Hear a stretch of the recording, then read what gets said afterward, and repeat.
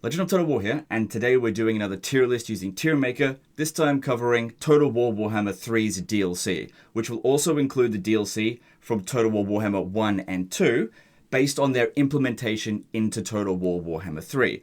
I'm not going to be including the base games as DLC, even though they kind of are, and I'm also not going to be including any of the FLC.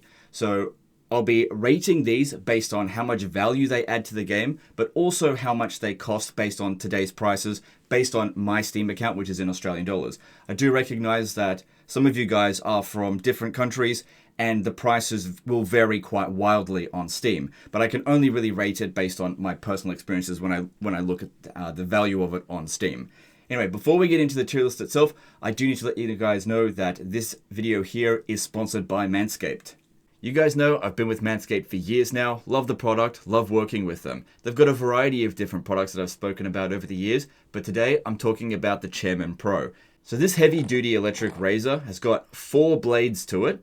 If you want a super close shave, it can do it. If you're looking for just a stubble trimmer, which is what I personally prefer, I like to have a bit of that 5 o'clock shadow, then it can do that as well. I've been using Manscaped products literally for years. It's never let me down. I use it to shave my face, shave other areas, and shave my head if I really feel like it. Give myself a haircut.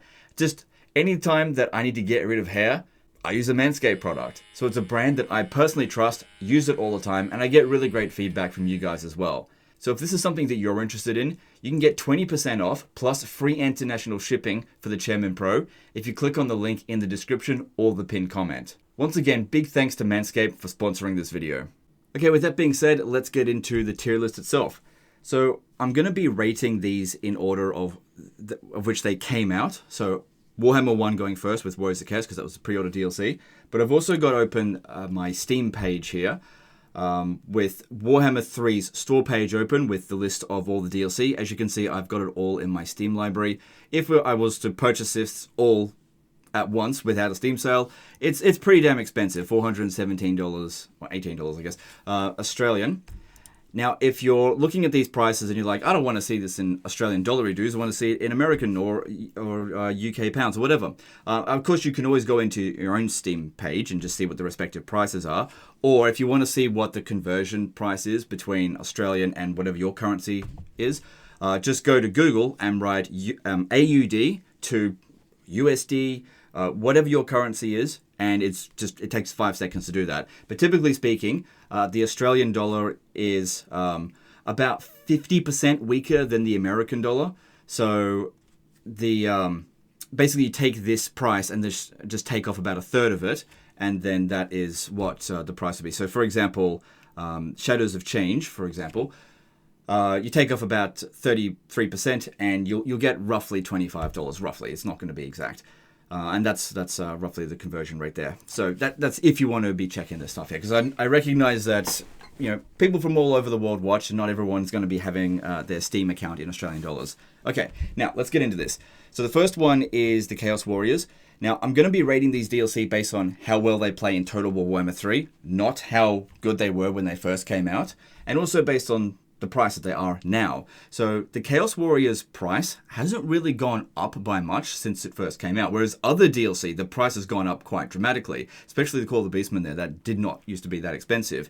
Now, a thing to note about the Chaos Warriors is that when they did first come out, it was a trash DLC. They weren't really popular in Warhammer 1 or 2, but in Warhammer 3 at Immortal Empires when it came out, they got a substantial rework, making them significantly better, and I'd even go so far as to say is Chaos Warriors are now one of my favorite races to play.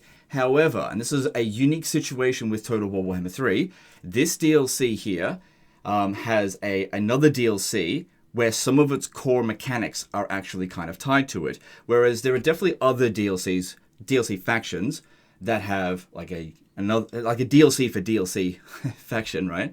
But those ones usually just have characters and units tied behind the Lord Pack, whereas this one here actually has core mechanics tied behind it. So for example, the ability to devote your characters to specific gods, even though those characters, like your Exalted Heroes, for example, the Exalted Heroes are not part of this DLC, but you can't dedicate them to Zinch or whatever, unless you actually own various other DLC.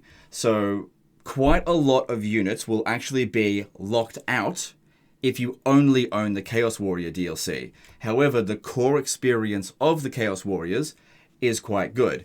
I'd actually go so far as to put this at S tier, just because it is so damn cheap by comparison to everything else. So if you're looking to basically pick up a DLC on a budget, starting with the Chaos Warriors, if as long as you're actually interested in them, they play really well, especially Be'lakor and Archaon. You get Be'lakor if you just own Total War Warhammer 3, so that's not going to be a problem. And this DLC gives you Archaon, Kolek Suneater, and Sigvald the Magnificent. You won't be able to play as the other 4 from the Champions of Chaos, and there is a huge number of variant units that you won't be able to recruit because they're tied to various other DLC. This DLC, or this race, has the most interconnected DLC network out of any other faction in the game. It's actually quite complicated. If you want to recruit Sangors, you need to get Shadows of Change. If you want to recruit Pestigors, you need to have probably Tamarkan's DLC. And it's just, I'm actually not sure about all the different connections. But yeah, in order to play the full experience of Chaos Warriors, basically, I think you need to have Champions of Chaos, and you need to have you need to get Tamarkan and Shadows of Change, I think.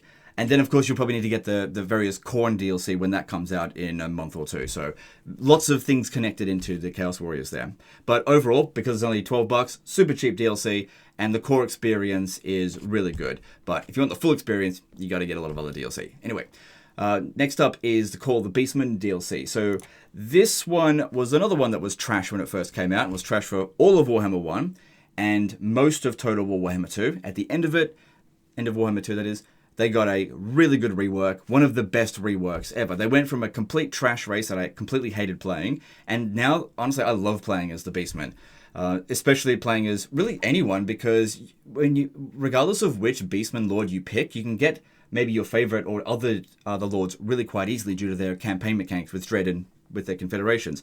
Now, the price is substantially higher than the Chaos Warriors, and considering you get 3 lords with this one, plus Be'lakor, I guess, you also get 3 lords with this one. And this is another DLC that has other DLC sort of connected with it. So, for example, the Pestigors, which you can also get for them, you need to get Tamarkan. The Sangors, you need to get that through Shadows of Change. Same thing with the what was it? The Incarnate Elemental of Beast and various other units. So if you only own the Call of the Beastmen DLC, you won't be able to play as Taurox. You won't be able to get the various units that are attached to Silence and the Fury, and same with a couple of other units that are attached. However, the core experience of the Beastmen, none of your actual gameplay mechanics are tied behind other DLCs, similar to how it is with the Chaos Warriors. So I'm going to put this one here at A tier, just because I don't think that price is... The price has basically gone up too much for what this DLC on its own has to offer, and that's why I think the value of it isn't quite as high as the Chaos Warriors. Okay, now we move on to something a little bit simpler. So moving on to some Lord packs here. So Grim in the Grave. So that brings in Volkmar the Grim for the Empire and Helman Gorst for the Vampire counts. I'm not going to be doing a whole unit counting stuff because I don't really care that much about, oh, but this DLC gives you this unit and this DLC gives you that unit. Not unless the unit I think is sort of essential for their race. Now, on that note, I do think that corpse carts are pretty damn useful for the vampire accounts, and this is the DLC that gives it to them. Now, thing to note about vampire accounts is that this is the only DLC that you need, or if you want to basically complete the vampire account experience, at least things as they are right now. So it's the only one. Everything else that they get is like FLC. So if you're a vampire account player, this is all you need to complete the vampire account experience. But for the Empire, they've got 2 other DLCs on top of this one. Now, in terms of the value that I think that Helman Gorst and Volkmar the Grim provide to the campaign are a little bit on the lower side. I don't think that Helman Gorst is that particularly interesting compared to other DLC characters, because he doesn't really have his own campaign mechanic, whereas Volkmar the Grim actually does, although his campaign mechanic is kind of the recycled Tomb King mechanic of going after the Books of Nagash, but at least he has something. They've also both now got their own start position, whereas previously they, in Warhammer 1 and 2, Helm Gore started off in Sylvania under Manfred, and Volkmar the Grim started off in Reichland under Karl Franz. So I'm going to put this DLC here at C tier, because I think as far as Lord Packs are concerned, like all the Lord Packs that came before Total Warhammer 3, I think are pretty reasonably priced, but I think that this one here is just not as interesting as some of the others. So that's why I'm going to put it C tier there. Then we've got King and the Warlord. So we've got Skarsnik for the Greenskins and Belagar Ironhammer for the Dwarfs. Both of these characters add a lot of value to their respective races. Even if you're not playing as these particular factions, confederating both of these two characters is quite valuable. Now, especially when it comes down to the Dwarfs, because they've now had their rework, which I think is also a fantastic rework. That being said as well, the Greenskins got a rework, so both of these factions have had a rework since this DLC came out. So when this first came out, it was a bit trashy. Speaking of which, the Empire has had 2 reworks, and the Vampire accounts have had like a mini rework when they got the Blood Kisses. So when they first came out, they didn't have the Blood Kisses. Anyway, these two have had substantial reworks. The Greenskins are now, I think, in a really good state, and the Dwarfs are in a fantastic state. It's never been better for the Dwarfs. So both of these characters, I kind of think, is really quite essential for both of their races. And they both offer a really interesting campaign that is going after Karak 8 Peaks. Quite challenging for both of them, but if you're good with the factions, you can handle it, without too much trouble. So I'm going to put this DLC at A tier, but, previously I wouldn't have gone anywhere near this high, but it's largely thanks to the previous updates that has made the value of this DLC significantly higher in Total War Warhammer 3 than it was in, say, Total War Warhammer 1. Okay, then we move on to Realm of the Wood Elves. Realm of the Wood Elves have also had a substantial rework. I wasn't the biggest fan of their rework when it first came out, but I think that the rework that they got in Warhammer 2 works really well in Warhammer 3 for them, but I feel like it was a bit janky in Warhammer 2. This is also a race pack that has another DLC attached to it, so that would be the Twisted and Twilight. So if you own Realm of the Wood Elves, you'll be able to get Dryka, I guess, so that's an FLC character. So you have Dryka, and Durthu, and Orion, but you won't be able to recruit Ariel, I think, or the various units that come with Twist and Twilight, and you won't be able to recruit the Sisters of Twilight. But the core mechanics of how the Wood Elves work, including their rework, will still be available to you by just owning Realm of the Wood Elves. So I think it's a good amount of value there. Most of the reworked factions are pretty good. So this one here at same price as the Beastmen. Now, I don't think that the rework for the Wood Elves is as good as the rework for the Beastmen. So I'm going to put this one here at B tier. I think that they could use a little bit of an update to sort of bring them bring this value up a little bit higher. Because one thing to note in regard to Total War Warhammer 3 is there isn't, like, the world has gotten a lot bigger, but there isn't really much more like tree settlements. They added like 1 or 2, like one in the mountains of Morn and one in Cathay itself. So not a whole lot of extra content added for the actual Wood Elves for Total War Warhammer 3. Okay, then we move on to the last DLC for Total War Warhammer, which is Norsca. Now, Norsca was trash in Total War Warhammer 1 and Warhammer 2. They haven't really had a rework, but just because of the changes made in Total War Warhammer 3, they're significantly better. This is also one of the cheaper DLC as well. It's only a few dollars extra than the Warriors of Chaos DLC. However, thing to keep in note in regard to Norsca, there is no additional DLC for this one. So you get the full experience if you own this DLC. But you get Wulfric the Wanderer and Throg, and that's it. They have no legendary heroes, and none of the units that are recruitable from any of the other DLC does Norsca get. I think some of the DLC, some of the regiments of renown that they get, like other like demon factions and Warriors of Chaos get access to them. But I'm not sure if they get any of the deals, like Regiments of Renown from other ones. It can be a bit confusing. I actually haven't played Norsca in quite a while, but I actually quite like how they're implemented into Warhammer 3, even though they haven't had a rework yet. Now, if it was in Warhammer 2 time, so 3 years ago, I would have put this at D tier, despite it being one of the cheaper DLCs. But honestly, I don't think it's as bad as it was before, and because it is a cheaper DLC compared to some of the other ones. Like, you're getting 2 characters here compared to 3 characters with this one. Also want to note, in regard to Call the Beastmen, when it first came out, Morgr wasn't immediately available. It was just Malagor and Khazrak. And then Morgr was added to the DLC later on. And same thing with Realm of the Wood Elves, I guess. Dryka was added on significantly later on. And Dryka is actually an FLC character, but you need to get Realm of the Wood Elves in order to get her. So you only get 2 characters with this one here. So I'm going to put Norsca at C tier, because I just don't think it offers a lot of really good gameplay. They really could use a rework. And I think there is a rework planned for them. But in the current state, they're just a little bit on the boring side. Very much playable. Not necessarily a bad DLC. I just think that the value proposition here is just, it's falling behind compared to some of the others. They really need to have some content from the other DLCs, I guess, especially the Chaos ones, and also just some mechanical changes. They're just a bit basic now.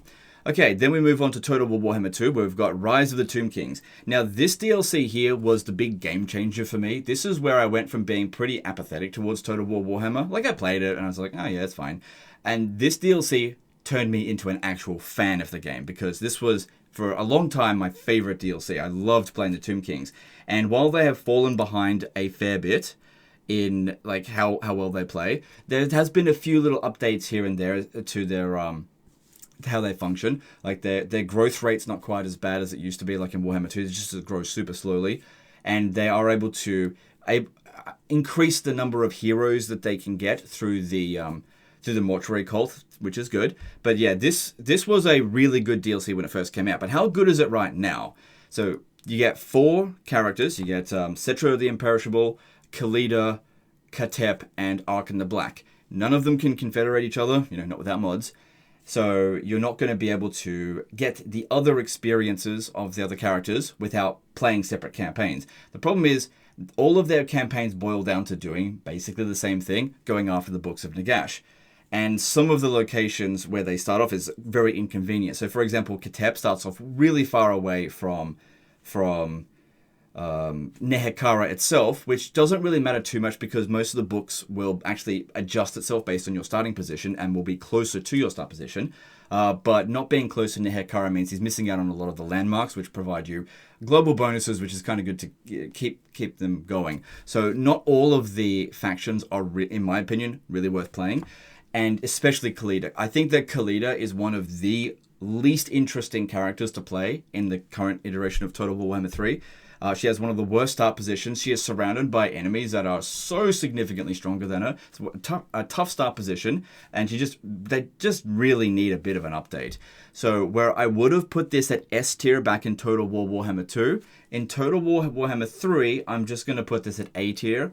But if you are going to get it, my recommendation is to play as either Cetra or Arkan the Black. Those 2 offer the best experience, in my opinion. But yeah, good DLC. It's starting to fall behind a little bit. Also, I think the price has increased a little bit over time. So I don't think it used to be that price. I think it used to be cheaper. Then we move on to Prophet and the Warlock. Okay, so did I miss one? Hang on. Sorry, yep, I did. I went way too high up. So we're doing the Queen and the Crone. We'll get to the Prophet and the Warlock. Queen and the Crone's next, sorry. Queen and the Crone. So this is the first Lord pack for Total War Warhammer 2. It includes Alariel, the Everqueen, for the High Elves, and Hellebrand for the Dark Elves. Now, in my opinion, Hellebrand is crap. I don't like playing Hellebrand. I don't like playing as Harganath. I don't like her campaign mechanic because it's passive. It's basically every few turns you press a button and it makes a passive army go and do something and die. I really think it is a bad campaign mechanic. When it comes to Alariel's campaign mechanic, it is also kind of passive in that you get like a benefit or a penalty depending on how much of Ulthuan is covered in Chaos Corruption or how much of it is is actually owned by High Elves. So as Ulth 1 starts to fall, it's a little bit of a problem for Alarielle. So you're incentivized to make sure that that Ulth 1 is owned by at least some kind of High Elf faction, even if you're at war with that High Elf faction. So I think her campaign mechanic is a little bit better. Thing to note as well is that this does bring pretty important units to both sides of both the Dark Elves and the High Elves. Most notably, the Sisters of Avalon. In this sense, this is Twilight. Sisters of Avalon for the High Elves, which basically is their late game solution for missile units, because it is like one of their only armor piercing and also magical attack missile units, which makes their late game archer based armies really bloody effective. So this has got a little bit of, I guess, a pay to win aspect to it, because that benefits the entirety of the race.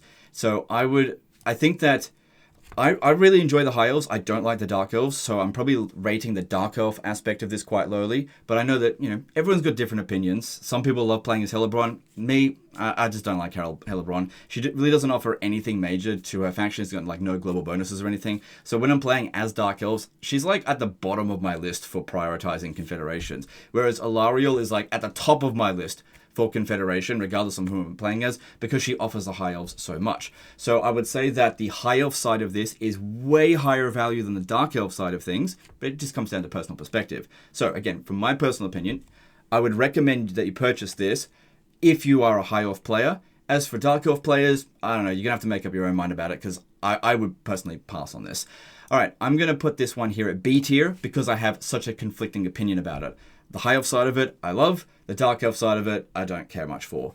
So it bounces out a bit, I think. Because, yeah, you can't just get one faction without the other. I really like what they've done in the last DLC, where they've split the factions out into separate things. And that will make rating them so much easier. Anyway. So then next up we've got Curse of the Vampire Coast, another race pack. So this, back in the days, we used to get more race packs than we did Lord packs. But this was sort of the last race pack for a good long while. So Curse of the Vampire Coast had one of like the best trailers or marketing for it. That sea shanty and the trailer for it built up so much hype. Now, the actual DLC itself, very similar in structure to the Rise of the Tomb Kings, in that you've got 4 different lords. Some of them are complete trash. Some of them are really good. None of them can confederate each other. So, for example, I would say that Sartosa, so Aranessa, complete trash. Hate playing as her, hate her faction. I refuse to bloody play her. I just don't like it. As for the other 3, quite like them. The only problem I have, I guess, with Silostra is that she is super annoying to listen to. So if I could just mute her or turn her down a little bit, then her actual faction effects and her start location is otherwise quite fine. She's very powerful lords. The other 3. But yeah, as for Aranessa, she doesn't make sense being part of the Vampire Coast in my opinion, because she's the only one that's, for one thing, she's not dead. She's actually a Norscan living character. And it's weird. She's not even a necromancer. She's not a spellcaster. It's just weird that she's part of this faction. In my opinion, she would actually make more sense being part of Norsca, with basically having hybrid units. Not Norscan units, but pirate units, like Sartosan infantry. So in my opinion, there's some things that feel very weird in terms of Sartosa with that, at least. But overall, the gameplay for this DLC, the Vampire Coast, they do offer a pretty unique experience, I guess, where you've got these shipbuilding, I guess. You don't have naval battles, but you've got your horde system. They're not a horde; they've got the settled faction, but your main pirate lord and a couple of others that you can get will have like a horde system where they can get various benefits that are just attached to their army. And then, of course, there's various side missions going to get infamy and loot. They do have the digging up treasure mechanic, which I think is so poorly implemented that I honestly would forget about it most of my playthroughs, because it's so unintuitive and just doesn't provide much value, because you've got to send your heroes to go and dig up the treasures. And when you dig up the treasure, it's usually like, oh, wow, I found 1,000 gold. But your heroes cost upkeep, and if it took me 5 turns to get there, then I've already lost that amount of money trying to do it. So it's really poorly thought out, that particular mechanic, but I just ignore it. But anyway, in terms of the cost, it's same as all the other race packs now at $28.49 Australian. I'm going to put this one here at B tier because they haven't had any rework, and in my opinion, they've fallen behind, similar to Rise of the Tomb Kings. Previously in Warhammer 2, I would have put that at S tier and this one at A tier, but other content is now more valuable than it, which means it puts it back down a little bit. Okay, then we're on to Prophet and the Warlock. I guess I jumped the gun a little bit. I got excited when I saw the Prophet and the Warlock because this is possibly my favorite of the Lord packs. This one goes straight to S tier.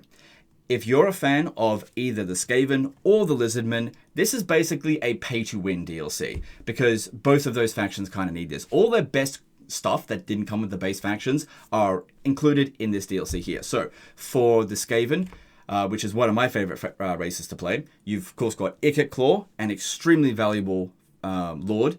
Even if you're not playing as Clan Scryer, confederating Ikit Claw should be a priority because he's so damn good. It's good for every of the other Skaven factions, but also the units. The weapons teams that come with this particular faction are the Skaven's best units, essentially, or some of their best units. Rattling guns and Jezzails are just so friggin' good, even outside of Clan Scryer, which is why one of their most popular armies are weapons teams armies. So on the Skaven side of things, this is basically, if you're playing Skaven and you don't have this DLC, Skaven just don't feel right. And that was the case for me. Like, I didn't like the Skaven until I played this DLC. Also, another thing to note is that, you know, he gets nuclear weapons. He's got a really good campaign mechanic for himself, for Ikit Claw with his Forbidden Workshop, allowing him to give himself boost based on, various units within his faction, boost plus nuclear weapons. And you obtain the warp fuel by just using agent actions with Warlock Engineers, or by winning battles using Master Warlock Engineers or Ikit Claw. So pretty good system. Basically, just by playing the game, you just get that benefit, as long as you're actually using those particular types of characters. And then as for the Lizardman side of things, can't forget about that, Tehenowyn. I actually think that Tehenowyn's campaign is the best of the Lizardmen. There are 7 Lizardmen factions, and this one introduces like the system of sacrificing the sacrifices, which you just get from basically winning battles, and then getting various rewards. It's my favorite of the Lizardmen campaigns. They've also got quite a few units in there that are very good for Lizardmen, but nothing on the same sort of tier as the Skaven, I think. So you don't need the units as much, but Tehenowyn himself is very useful for the Lizardmen. Okay, then we move on to Hunter and the Beast. All the prices for these are basically the same, so it's still just $12.99 for these, which is actually the price of those DLCs is a little bit cheaper than the Warhammer 1 DLCs, which is weird because you get more content, if anything, with the Warhammer 2 DLCs. That's weird how I didn't even realize that Grim in the Grave was actually $1 more expensive than Prophet and Warlock. That's weird. Because, these ones have, like, fully built in their own campaign mechanics, whereas these ones here, for the most part, don't. So, yeah, it's interesting. Anyway, we've got Hunter and the Beast. Now, this DLC I wasn't a big fan of when it first came out. And while things have gotten better for them, I wouldn't say it's still a great DLC. Decay, when it first came out, absolute trash. I really hated Decay. His current state in Total Warhammer 3 is good. Starting in Cathay, his faction doesn't feel completely impotent. His faction mechanic is quite good. I quite like it. Just basically encourages you to just fight lots of battles, expand your territory through your vassal. And the way that vassals work now is so much better than it was in Warhammer 2. So Decay's campaign now is really quite good. And also for the Lizardmen, and hey, the Lizardmen got like 2 DLC in a row essentially. But the Lizardmen got some really important units with this DLC here. Like, for example, the Dreadsaurian, which I wouldn't say you need it, but it is a very cool unit if you are interested in those kind of things. But now, as for the Empire side of things, the Hunter and the Beast, I think that it offers very little value whatsoever. The units are not very essential. It does come with the basic archers. So in your early game side of things, if you don't have the DLC, you're sort of subject to just recruiting from a barracks, getting crossbows and spearmen, which that's fine. Archers do have some value. It's just like a cheap unit that you can recruit very quickly. But the rest of the units in this DLC, nothing too fantastic. Like, War Wagons are definitely better than they used to be, but not that great. And Marcus Wolfheart is not very an interesting Legendary Lord. Doesn't really offer any global bonuses to the Empire. And in my opinion, he has one of the worst campaign mechanics in the entire game. At least in Warhammer 3, it can kind of shut off, but having a system where you win a battle and then everyone that you fight, even if they're not lizardmen, gets enraged and is able to do 25% extra damage to you, it's a very frustrating system. And then, of course, when you complete that bar, which is very quick to do, it spawns a full stack of lizardmen in a random location, and it just attacks you straight away. It's just a very, very frustrating mechanic. At least you can turn it off. But I'm rating the Marcus Wolfheart side of this DLC extremely low. So I'm going to put this one here at C tier. But if it was Warhammer 2, it would have gone into D tier. Luckily, Nakai is bringing this up. But I would have otherwise put Marcus Wolfheart in the D tier there. So Nakai is actually carrying this one up a little bit. So basically, if I was to separate them, I'd put Marcus Wolfheart at D tier and Nakai at B tier. So averaging that out, they go into C tier there. Because when it comes to these Lord Packs DLC, not every one of the Lords has the same level of attention to detail. This is one of those DLCs that I think would have really benefited from being separated. But that's a thing going forward. They're not going to retroactively go and do that back then. Okay, so then we move on to Shadow and Blade. So that one is also $12.99. And this is another one that I think is not a great DLC. I think that the Eshin side of things is great. Like, Snitch is a great lord for the Skaven always got good stuff. All the units and mechanics that come with the Skaven side of things, fantastic, right? I really enjoy playing as Clan Eshin. They've got a very overpowered campaign mechanic with their shadowy dealings. And then, oh my god, I've already forgotten his name. Malice Darkblade. Malice Darkblade, his side of things is just not quite as good. The units that come with him are meh, and like Malice is a very powerful sort of meme lord, but his actual campaign mechanics I just think are not that interesting because you don't really want to be going full Sarkhan most of your campaign. The penalties aren't as bad as they used to be, but basically, yeah, you really can't justify staying any more than a couple of turns with full Sarkhan, which is sort of like his main thing. So to get the full benefit of Malice Darkblade, you kind of need to confederate him from a different faction, because that way you can have him transform into Zarkhan whenever you want. Because when you're playing as Malice, if you are able to transform into Zarkhan, it just causes you a bunch of problems. But yeah, he's actually stronger in other people's factions. So not the greatest DLC, but not the worst either. I'm going to put this one at B tier, because it's still relatively cheap, and I do think it has a lot of value, especially on the Skaven side of things. So basically this, I would put the Skaven content at A tier, and the Dark Elf content at C tier, averaging out at B tier. Okay, then we move on to Warden and Paunch. This is the DLC that brought the Greenskin rework, which was very well received, I think. Bringing a really good campaign for both Grom the Paunch and also for the High Elves, for Eltharion the Grim. I'm going to put this DLC here immediately straight into A tier. This is a really great thematic campaign, but the thing is you're only really going to experience that full value of that campaign on the Vortex campaign in Total War Warhammer 2. So that's kind of what stopped this from getting S tier, in that you don't get to really play out that thematic campaign in Immortal Empires. I mean, they do start very close together, sort of. I don't think Creative Assembly really thought this out very well, because Eltharion starts off in the Badlands, which is close to where Grom used to start off in Warhammer 2, but Grom now starts off in Bretonnia, which is close to Yvresse. So surely, since Eltharion is hunting down Grom, surely he should be starting in Yvresse. So it's just a really weird situation going on with him. But yeah, the Vortex campaign for this DLC was actually one of the best campaigns in Total War Warhammer 2, and that was of course not the combined map for Mortal Empires, but you do lose that experience when you do have the combined experience. So that's why it's getting into A tier there. Really good DLC, offers a lot of good content. You need this DLC basically for the High Elves if you want to have the Spellcaster Lords, which are extremely important. And also the Greenskin DLC offers a lot of stuff as well. I don't want to go through all the content, or we're going to be here all day. Okay, then we move on to the Twisted and Twilight. Once again, all these DLCs should be costing the same. Yep, so Twisted and Twilight, $12.99. Okay, so this one is another Skaven DLC, bringing in Clan Moulder, Throt the Unclean. and also the Wood Elf DLC, so for the Sisters of Twilight. Both of these offer a really good amount of content. Both of the Lords are really fun to play, have really good campaign mechanics. Funnily enough, the Sisters of Twilight, their initial mechanic, when they were first implemented, with the Forge of Daith, it was a dilemma-based mechanic, and it was trash because it was just friggin' random.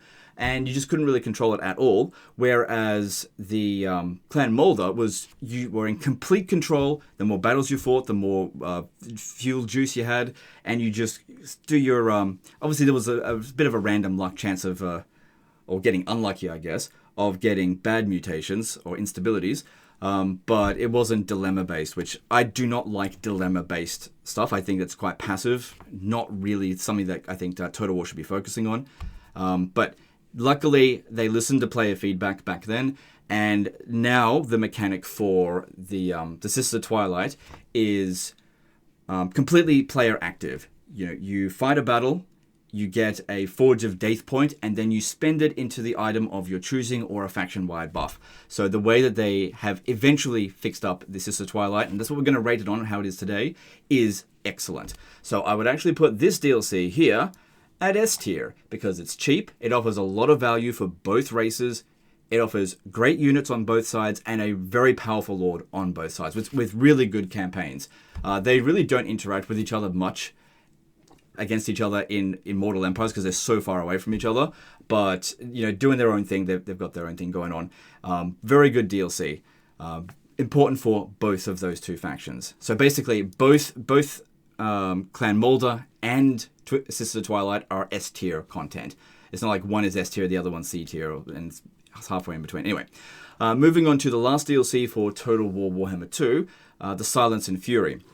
So this one here, I think the best amount of content really went to the Beastmen side of things. I barely even played Oxyotl because I was so obsessed with playing as Taurox. So the Taurox side of thing is definitely going S tier. It offers huge monsters.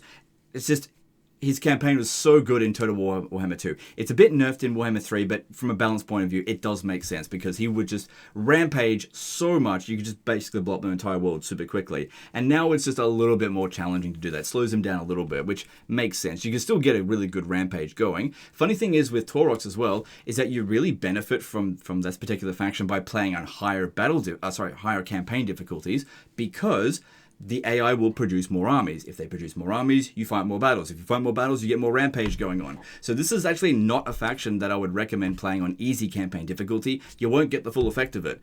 It's the same sort of thing with Scarbrand as well.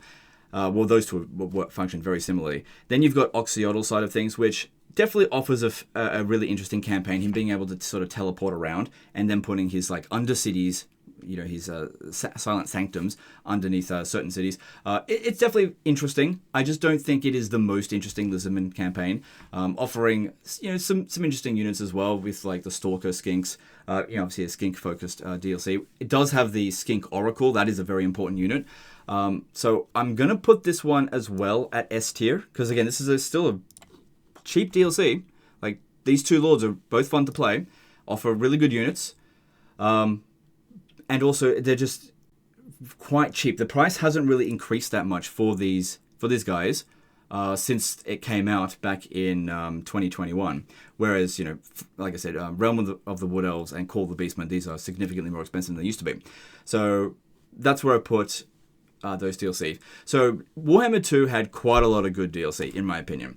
All right, now we move on to Total War Warhammer 3. Now, what I'm going to do here with the Ogre Kingdoms, this is going to possibly be outdated. I haven't played the new DLC, so I don't know how good they're going to become. So maybe this is something that I'll have to update in future, but I can only base this on what it is like today. But I want to recognize that this is the first thing that is probably going to become outdated, because they're about to have a DLC. The Ogre Kingdoms DLC, in my recommendation, is D. It's not good. So this is the pre-order DLC for Total War Warhammer 3. It is not super expensive, but just like with Norsca, you get 2 legendary lords, Greasus Goldtooth and Scrag the Slaughterer, and this DLC feels super incomplete. It just doesn't feel that fun to play. Their mechanics just aren't very good.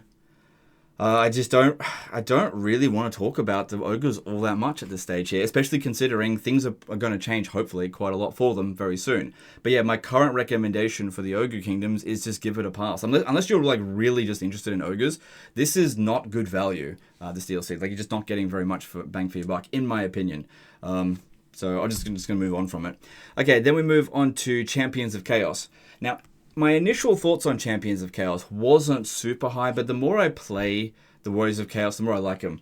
Now, the thing is, with the 4 characters that are added here, so Azazel, Valkyr the Bloody, Festus the Leech Lord, and the Village Village the Curseling, I actually enjoy playing them the most when I actually play as either Bellic or as Archaon, because these guys here aren't able to confederate anyone, and I like to collect them all. I like to get my entire Chaos Horde together.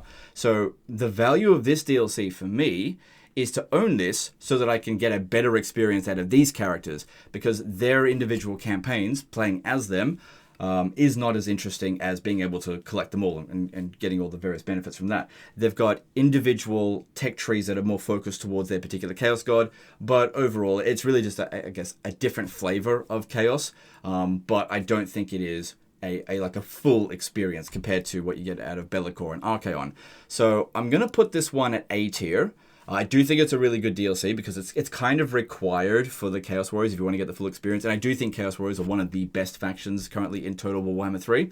And it does offer a lot of content because, you know, I don't like doing content counting, but just for comparison, for Warhammer 3 at least, Ogre Kingdoms, you get 2 Lords. Champions of Chaos for an additional $7 Australian, you get 4 Lords. So if you're going to do a whole price counting of how much value per Lord, you get more value out of Champions of Chaos than you do with than Ogre Kingdoms. And of course, these are just way more interesting characters, way more diverse than what you've got with Greasus, Goldtooth, and Scrag. I'm actually really not fond of Greasus Goldtooth at all. He's just not fun to use on the battlefield. Big fat loser who just, his hitbox is stupid, bloody stupid. But anyway, Champions of Chaos I think is pretty good DLC. It was a decent start for the DLC for Total War Warhammer 3. Now, that came out at the same time as the Blood Pack. Now, there's obviously been a Blood Pack for Warhammer 1 and for Warhammer 2, but if you own a Blood Pack for any one of the games, then you own it for them all. So I wasn't going to rate this 3 times. And let's be honest, this is going to be a quick one. Fuck the Blood Pack. It's a stupid system. The fact that you have to pay, was it $5 or $4 or whatever currency that you have to pay it in. This is just a stupid system, and I'm never, ever going to rate it highly. And when you guys don't rate it highly either, it's mostly negative on Steam there. It's a stupid system. It's not industry standard. For some reason, Creative Assembly is the only game company I know of that separates the blood from the base game. I mean, it's so ridiculous in a Warhammer setting to have to pay for blood separately. But this argument has long since been lost because you will immediately get defenders of the business practice going, oh, but the multi-$100 million company, they have to do it because it has to get a PG rating. It is a myth that was busted so long ago. It's not worth worrying about, though, because this is a battle that's long since been lost. But if Creative Assembly was ever thinking that I would rate a cosmetic blood pack anything higher than D tier, they're out of their mind. This is a DLC that you kind of need to get, but it doesn't feel good to purchase this. It feels dirty. That's why I don't like it. Like, I got it. I turn on the blood. I don't think it looks good. I kind of wish it could tweak it a little bit more. I just don't think it offers much value. And they basically just resell you the same thing over and over and over again. And it's super fucking annoying. So that's why it's getting D tier. Honestly, it should have its own rank under here. E tier or scum tier. That's where I would put Blood Pack. It's fucking terrible business practice. And I'm going to keep criticizing it, but I know there's nothing that can be done about it. So let's just move on. Anyway, let's move on to Forge of the Chaos Dwarfs here. So this DLC caused a little bit of controversy when it first was announced because of the pricing of it. Obviously, there's a pretty steep jump compared to the other Lord packs that came before it. This is where we started getting the $25 DLC. It's $25 American, so $35.95 for Australia. So the thing is, though, Forge of the Chaos Dwarfs is a great DLC. It offers you 3 legendary lords as opposed to 4 that we were getting in Warhammer 2. But you kind of get a better DLC with Forge of the Chaos Dwarfs.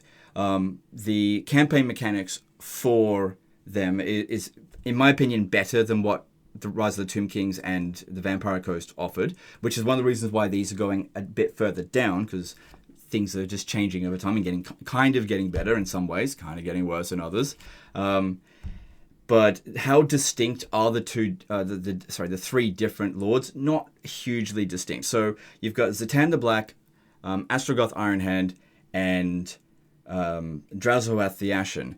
They don't have their own unique campaign mechanic. They just have certain buffs to the core mechanics of their faction. So, for example, Drazoath the Ashen focuses a lot more on getting conclave influence, and also getting boosts for the Kadar units, whereas Astrogoth more focuses on the Bull Centaur renders and gives a bit more public order. And then, of course, you've got Zatan the Black, who gets more convoys out. Now, in my opinion, convoys are kind of a mechanic that gets a little bit boring pretty early on, especially considering it's just the Cathay mechanic of caravans sort of reworked a little bit, and then they reworked the changes made to convoys into Cathay, so it's a bit too similar.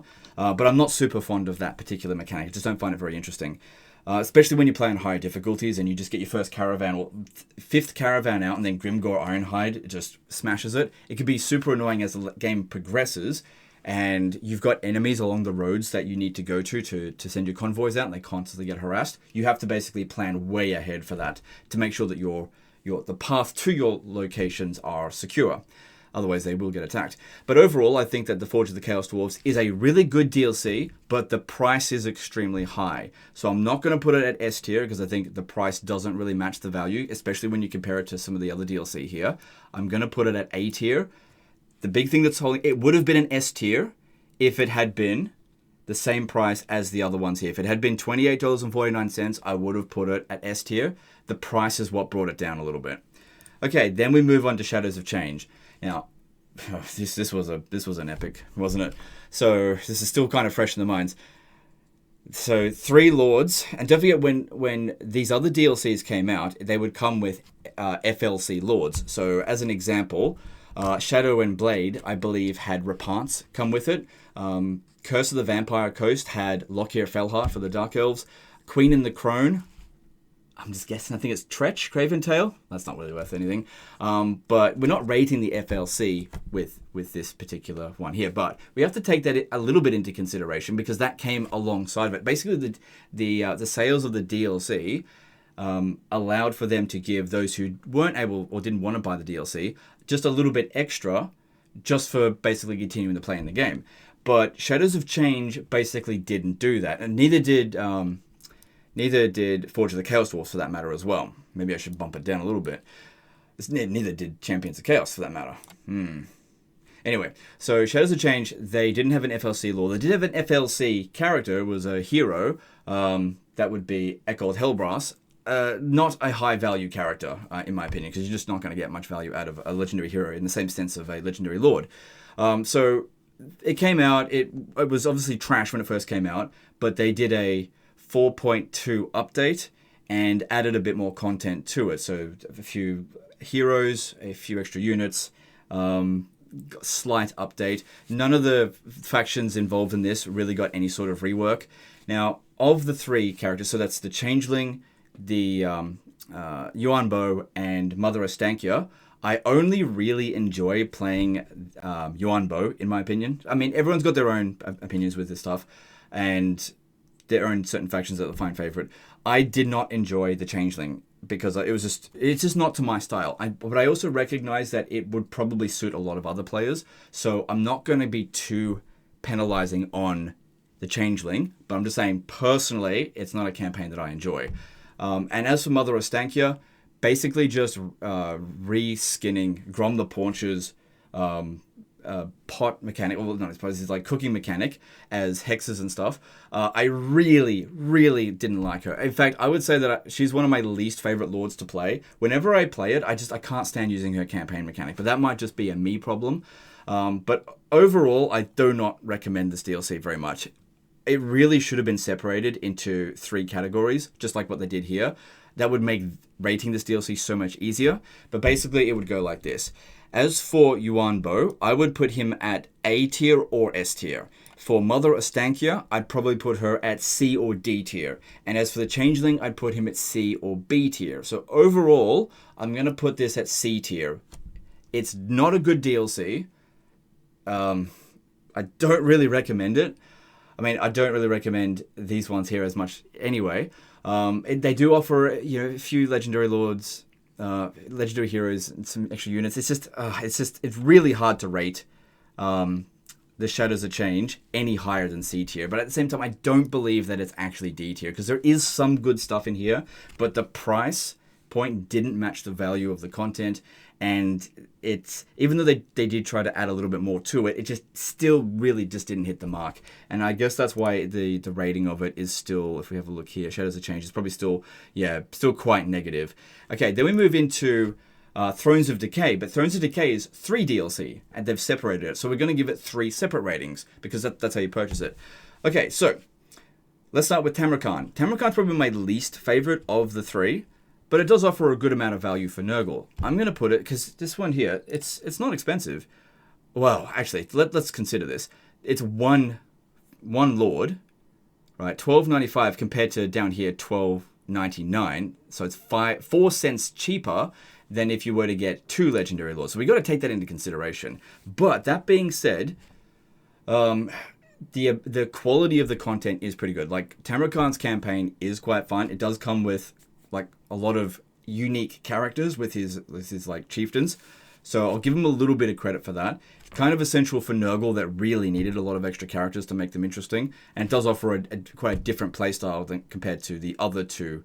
I guess we can kind of consider that we did also get Epidemius as an FLC Lord with this DLC. So you actually get 4 Lords because of this DLC, as opposed to 3 with Shadows of Change. So I'll give it a little bit of credit for that. And I'm going to put this one here at B tier, because I think it's a good DLC. But yeah, the price, I think it has definitely gone up quite considerably compared to these. These ones just offer better value, in my opinion. Then let's move on to Malachi Makason. Now, again, same price as Tamarkan, and I'm going to be biased here because I'm just going to say Malachi Makason's campaign, it's been my jam. It's going into S tier. If I was going to recommend any of these DLCs to buy from Warhammer 3, you got to get Malachi Makason. Definitely the best campaign of the 3, in my opinion. So bloody good. The adventure mechanic just works really well. He starts off with Gotrek and Felix. The units that come with it, awesome. You get Thunder Barges. I mean, you can't go wrong with that, really. The Slayer Lord, the Slayer Hero, Garagrim Iron Fist. I really can't fault the Malachi Makason side of things with this DLC. It's absolutely fantastic. So they get top marks for that aspect of this DLC, and I'm so glad they split it up into 3. It makes rating this one here so much easier than Shadows of Change. Okay, then Elspeth von Draken. I'm going to put her at A tier, because I think it's a really good campaign, almost at S tier, but, we do have to take the price into consideration. But I personally find that the value proposition that she's on offer is not as high as Malachi. But she does offer more value, in my opinion, than Tamarkan. So basically, this is how I rated each of the campaigns from the camp. But overall, if I was to rate Thrones of Decay as a DLC, it would obviously get A tier, because you just average it all out. So that's if there was maybe I should have put a bundle one here. I'd put the bundle at A tier if you want to get the whole 3 of them. But yeah, high recommendation towards Malachi Makason, and just a regular recommendation to B tier. B tier is not bad DLC. I'd say bad DLC really is just D tier. C tier is like, buy it only if you really play those factions. Otherwise, give it a miss. Basically, that's basically it there. But these 5, Chaos Warriors, the Prophet and the Warlock, the Twisted and Twilight, the Silence and Fury, and Malachi Makason are, in my opinion, the best DLC for Total War Warhammer 3 that'll offer you the most amount of replay value, based on my, of course, biased opinion. So that's the end of this video here. Let me know in the comments below what you think of my rating of this. Hopefully I explained in a lot of detail, and enough detail, I guess, as to what my reasoning was for giving these ratings. I totally understand that many people will disagree with it, because we've all got different opinions, and that's totally fine. So let me know in the comments below about what you think as well. Anyway, that's the end of this one. Hope you guys enjoyed it. Hopefully this also helped you guys that haven't purchased a DLC. Help you make a decision on what DLC you might want to make in the future. Because I know that's definitely been a recurring thing. People have been asking a lot, like, what DLC should I buy? Because there's just so much to get. Which one should I start off with? You know, from one player to well, let me just show you how many hours that I've got of Total War Warhammer 3. Like, I've got 7,000 hours in Total War Warhammer 3. These are the factions and the DLCs that I would have spent pretty much the most amount of time on. So that's from my personal recommendation. But not everyone's going to play like me. Anyway, that's the end of this one. Appreciate you guys, and we'll see you next time. Don't forget to check out Manscaped. Link in the pinned comment and in the description. Appreciate you guys, and we'll see you next time. Later, guys.